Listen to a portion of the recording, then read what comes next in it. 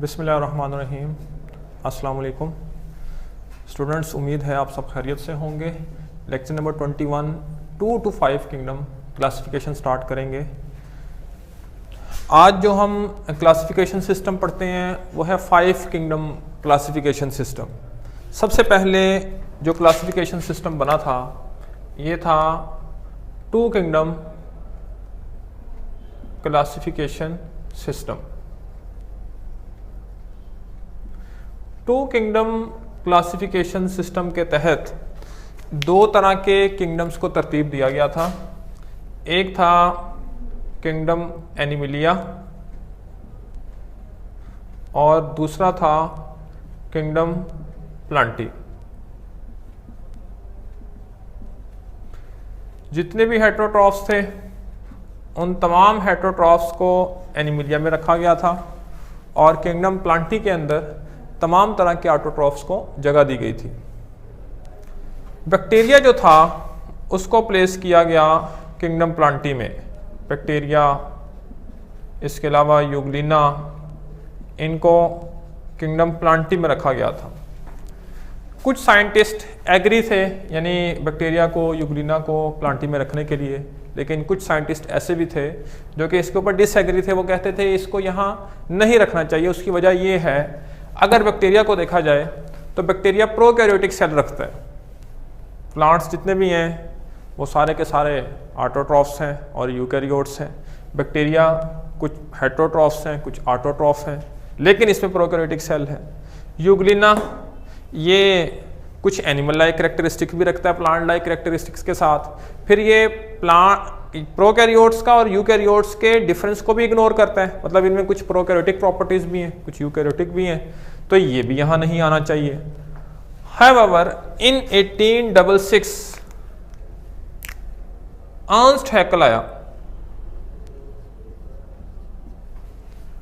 Ernst हैकल ने एक third kingdom propose किया, किंगडम प्रोटिस्टा।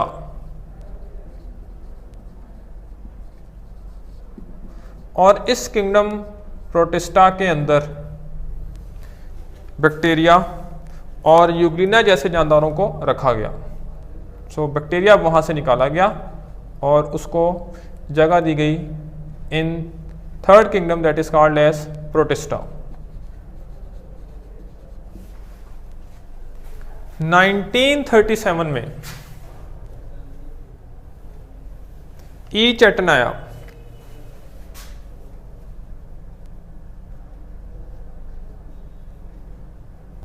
और ई चैटन ने 2 टर्म्स यूज की, prokaryotae and eukaryotae. He used the terms that is the prokaryote and eukaryote।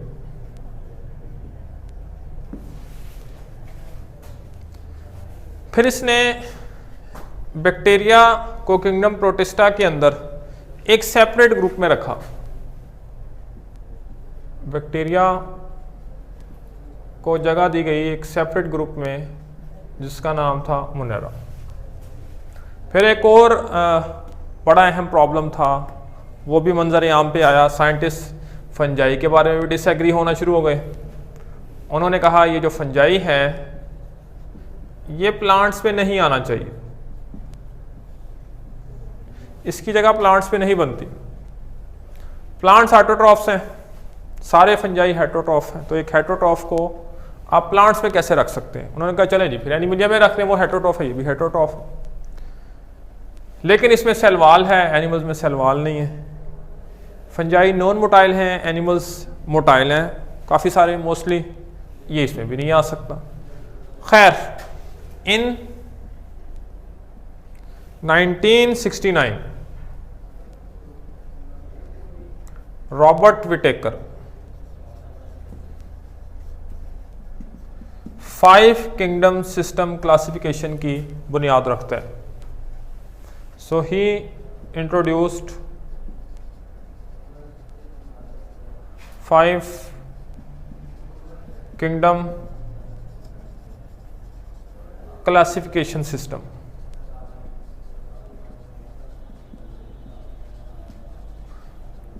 इसका जो 5 किंगडम क्लासिफिकेशन सिस्टम था, it was based on 3 modes of nutrition, that is ingestion, absorption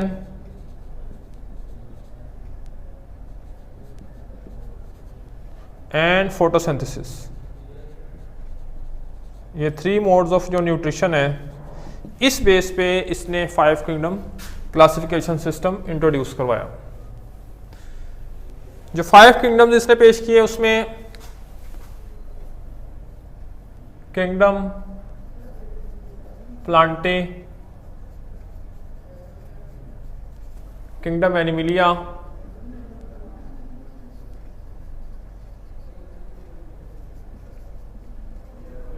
फिर था kingdom protista,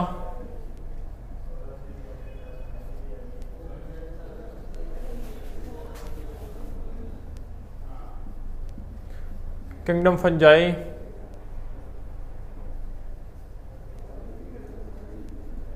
और kingdom Monera. ये 5 kingdom इसने पेश किए। किंगडम प्लांटी सारे के सारे मल्टी सेलुलर हैं, यूकैरियोटिक हैं और ऑटोट्रॉफ्स हैं। Kingdom Animalia multi cellular, eukaryotic, heterotrophs हैं।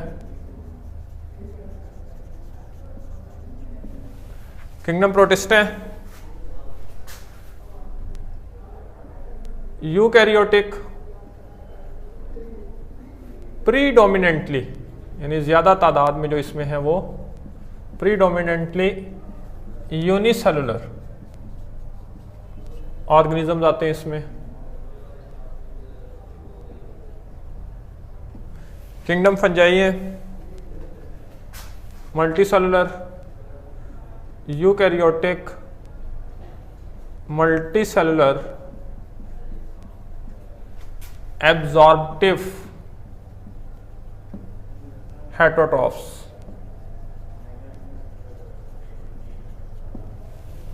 ये भी हेटरोट्रॉफ्स हैं, एनिमल्स भी हेटरोट्रॉफ्स हैं। ये एब्जॉर्प्टिव हेटरोट्रॉफ हैं, खुराक को एब्जॉर्ब करते हैं बाहर से, क्योंकि इनके पास एक वसी एंजाइम का सिस्टम होता है। ये अपनी बॉडी से बाहर एंजाइम्स को रिलीज करते हैं, जो भी डेड बॉडी है या वेस्ट है उस पर एंजाइम्स रिलीज करते हैं, और एंजाइम्स की मदद से पहले उसको डिकम्पोज करते हैं, उससे जो न्यूट्रिएंट्स रिलीज होते हैं उसको ये एब्जॉर्ब कर लेते हैं। लेकिन जो एनिमल्स हैं they are the ingestive heterotrophs, वो फूड को इंजेस्ट करते हैं। फिर किंगडम मोनेरा, ये वाहिद किंगडम है कि इसके अंदर सारे प्रोकैरियोट्स हैं, प्रोकैरियोटिक यूनिसेलुलर ऑर्गेनिजम्स।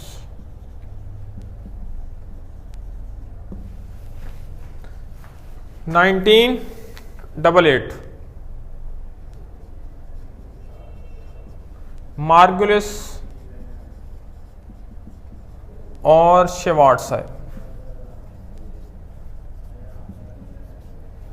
इन्होंने विटेकर के 5 किंगडम सिस्टम को मॉडिफाई किया। So they modified Whittaker's 5 kingdom classification system. और किस बेस पे मॉडिफाई किया? On the based on cellular organisation,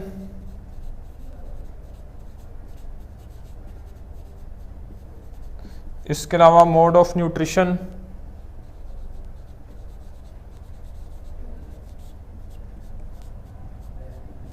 cytology, genetics and organelles of symbiotic origin. इन बेसिस पे इसने उसको पहले से बेहतर बनाया। प्लांटी का नाम इसने प्लांटी रखा है, एनिमिलिया का एनिमिलिया रखा, फंजाई का फंजाई रखा। ये दो नाम इसने चेंज किए, प्रोटिस्टा और मुनेरा। प्रोटिस्टा हटा के इसने नाम रखा प्रोटोस्टिस्टा। मुनेरा जो नाम था इसकी जगह, चूंकि इसमें सारे प्रोकैरियोट्स थे, इसने कहा प्रोकैरियोटिक। यहां नीचे एक डायग्राम बनी है, उस डायग्राम पे अगर आप गौर फरमाएं तो आपको पता चलेगा सबसे पहले जो ऑर्गेनिजम्स आए यानी सबके एंसेस्टर जो हैं वो प्रोकैरियोट्स हैं।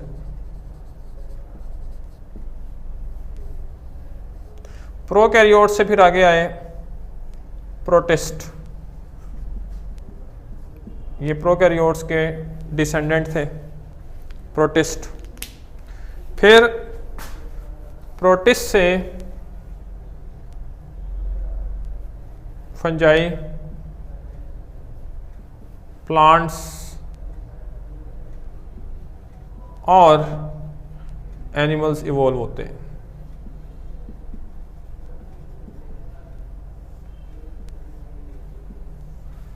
So prokaryotes are the ancestor of all life forms. Prokaryotes से आगे जो ऑर्गेनिज्म इवॉल्व होते हैं वो प्रोटिस्ट हैं। इसमें एल्गी आते हैं, इसमें प्रोटोजोन्स आते हैं। फिर प्रोटिस्ट से डिफरेंट लाइंस निकलती हैं, फंजाई भी इससे बनते हैं, प्लांट्स भी इससे इवॉल्व होते हैं, एनिमल्स भी, यानी एनिमल्स, प्लांट्स और फंजाई के जो डायरेक्ट एंसेस्टर हैं वो प्रोटिस्ट है। This is all about the 2 to 5 kingdom classification, लेकिन इसमें से ज़्यादा MCQs और शॉर्ट क्वेश्चन ही आएंगे। अपना बहुत सारा ख्याल रखिएगा। अल्लाह हाफिज़।